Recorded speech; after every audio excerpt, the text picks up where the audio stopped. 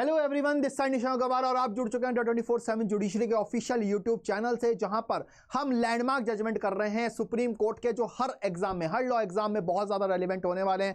चाहे क्लैट का एग्जाम हो, चाहे जुडिशरी का एग्जाम हो, चाहे एपीओ का एग्जाम हो, चाहे एआईबी का एग्जाम हो, कहीं पर भी अगर लॉ पूछा जाता है, जजमेंट पूछे जाते हैं, तो ये सारे लैंडमार्क जजमेंट आपके लिए बहुत महत्वपूर्ण होने वाले हैं। और जो आज का पहला जजमेंट है वो है Kedarnath Singh versus state of Bihar. इस जजमेंट के अंदर बात होती है यहां पर सेक्शन 124A ऑफ आईपीसी की, कॉन्स्टिट्यूशनल वैलिडिटी की। क्या यहां पर सेक्शन 124A संवैधानिक है इंडियन पिनल कोड का या असंवैधानिक है? तो यहां पर सुप्रीम कोर्ट हेल्ड करता है कि सेक्शन 124A जो सेडिशन है वो यहां पर संवैधानिक है। यहां पर राजद्रोह बोलते हैं हिंदी में सेडिशन को। और अगर बेसिक लेमन लैंग्वेज में आपको सेडिशन बताऊं तो सेडिशन एक ऐसा ऑफेंस है जहां पर हम सरकार को इलीगल तरीके से हटाने की कोशिश कर रहे हैं, सरकार के खिलाफ वायलेंस क्रिएट कर रहे हैं। तो ये एक्चुअल में कॉलोनियल लॉ था और इसी लॉ के अंदर यहां पर जो हमारे फ्रीडम फाइटर्स थे बहुत सारे, उन्हें जेल में रखा गया। तो बात आई कि जब हम आजाद हो चुके हैं तो सेडिशन लॉ यहां पर संवैधानिक है या नहीं है। तो सुप्रीम कोर्ट ने यहां पर रिकॉग्नाइज करा कि ये लॉ जो है महत्वपूर्ण है, नेशनल सिक्योरिटी के लिए बैलेंस बनाता है, और साथ ही साथ यहां पर जो अधिकार हैं वो यहां पर बोलने के अधिकार हैं, लेकिन उसका एक एक्सेप्शन सेडिशन भी है।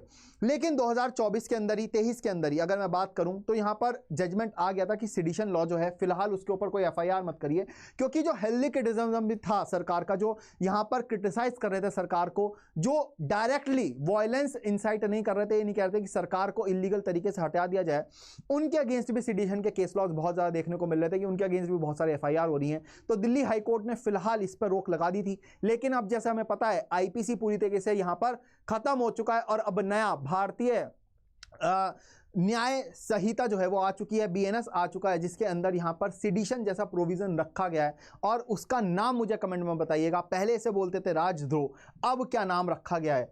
अगला केस है हमारा एडीएम जबलपुर वर्सेस शिवकांत शुक्ला। यह जजमेंट ऑलरेडी यहां पर ओवरटर्न हो चुका है, लेकिन लैंडमार्क जजमेंट है इंडिया की हिस्ट्री में, बहुत एग्जाम्स में पूछा जाता है। हीबियस कॉर्पस केस भी इसके अंदर बोलते हैं। अब इमरजेंसी लगी, इमरजेंसी के दौरान यहां पर, इमरजेंसी से पहले यह देखा जा चुका था कि जो हमारे चीफ जस्टिस हैं, जो हमारे यहां पर मुख्य न्यायाधीश होने वाले हैं सुप्रीम कोर्ट के, अगर जब नियुक्ति होगी तो यहां पर सरकार नियुक्ति करेगी। आज की डेट में कोलिजन सिस्टम है जहां पर जजेस ही जजेस को अपॉइंट करते हैं, लेकिन वहां पर इंदिरा गांधी के समय में अगर मैं बात करूं तो यहां पर यह हो गया था कि सरकार यहां पर नियुक्त कर रही थी कि नया चीफ जस्टिस कौन बनेगा। तो हमने ये देखा केशवानंद भारती के अंदर कि जिन्होंने भी सरकार के खिलाफ में जजमेंट दिया था उन्हें सीजीआई नहीं बनाया गया, डायरेक्ट जस्टिस एएन रे जो थे उन्हें सीजीआई बना दिया गया, लेकिन वो 4th सीनियर मोस्ट जज थे, मतलब उनसे ऊपर 3 और सीनियर मोस्ट जज थे।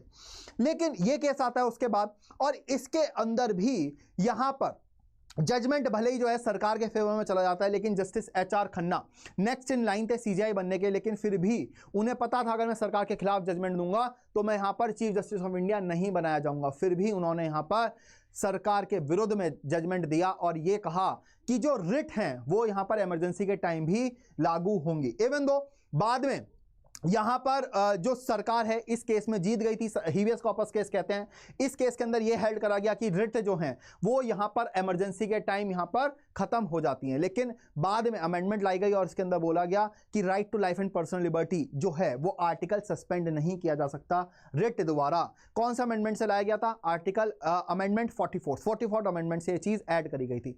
अगला जजमेंट है हमारा Bachchan Singh versus state of Punjab. बहुत ज्यादा महत्वपूर्ण जजमेंट है। इसी जजमेंट के अंदर यूपीएससी हो चाहे कोई भी एग्जाम हो, बहुत बार पूछा जाता है, इवन जो लॉ एंट्रेंस एग्जाम है उसके अंदर बहुत पूछा जाता है कि कौन से केस के अंदर बोला कि डेथ पेनल्टी जो है वो rarest of the rare case में, मतलब यहां पर जब बिल्कुल एक्स्ट्राऑर्डिनरी सर्कमस्टांसेस हो जब भी डेथ पेनल्टी देनी चाहिए।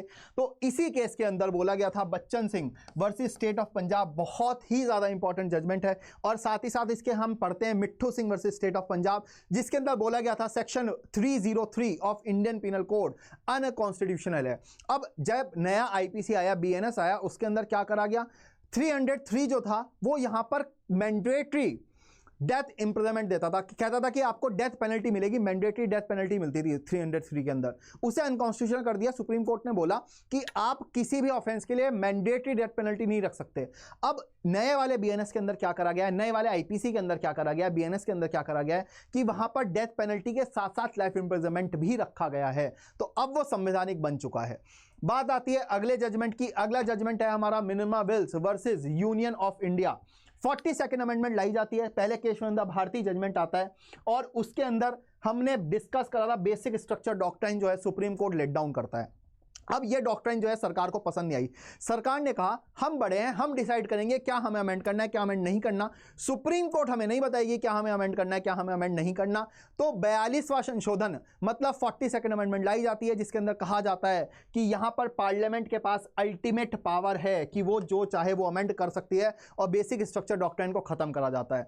लेकिन उसके बाद जो 42वां संशोधन था उसकी यहां पर जो रिव्यू होता है वो होता है हमारा minima Wills versus union of India में, और उसके अंदर बोला जाता है ये जो अमेंडमेंट थी 42वीं अमेंडमेंट, जिसके अंदर ये कहा गया कि सुप्रीम पावर है, जो चाहे वो अमेंडमेंट कर सकता है पार्लियामेंट, उसे इनवैलिड घोषित कर दिया गया, उसे अनकॉन्स्टिट्यूशनल घोषित कर दिया गया और बेसिक स्ट्रक्चर डॉक्ट्राइन जो मूल ढांचा है हमारे संविधान का उसे कॉन्स्टिट्यूशनल रखा गया। बात आती है अगले जजमेंट की। अगला जजमेंट हमारा है Mohini Jain versus state of Karnataka. इसके अंदर कहा गया कि हमारे पास राइट टू एजुकेशन है। तो पहला जजमेंट जो था भारत का वो था राइट टू एजुकेशन के ऊपर, Mohini Jain versus state of Karnataka. उसके बाद हमें उन्नी कृष्णन का केस देखने को मिलता है, वो भी बहुत लैंडमार्क जजमेंट है अपने आप में। और साथ ही साथ आर्टिकल 21 के अंदर ये बोला गया कि फंडामेंटल राइट है हमारे पास राइट टू एजुकेशन, जो आर्टिकल 21 के अंदर है। आर्टिकल 21 क्या कह रहा है? Right to life and personal liberty. तो सारे जजमेंट जो हैं ये बहुत ज़्यादा रेलिवेंट रहने वाले हैं हर एग्जाम के लिए।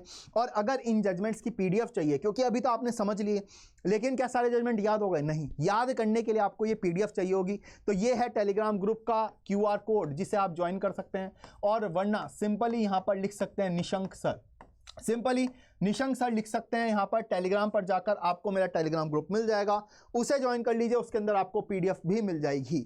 आज के लिए इतना ही, मुलाकात होती है अगले वीडियो में। जय हिंद, जय भारत।